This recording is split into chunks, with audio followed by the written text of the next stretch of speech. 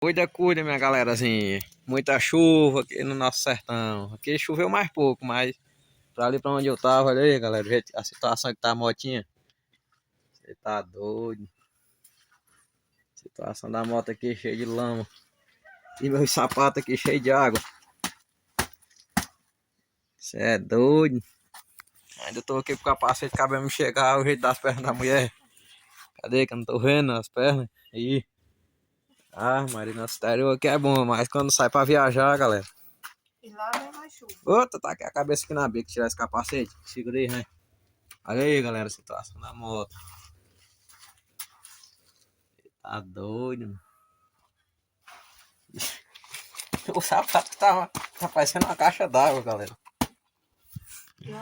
E é uma caixa d'água, é o sapato. E é isso, galera. Cuida, cuida. E o tempo tá bonito, olha aí. Vai cair mais água, se Deus quiser.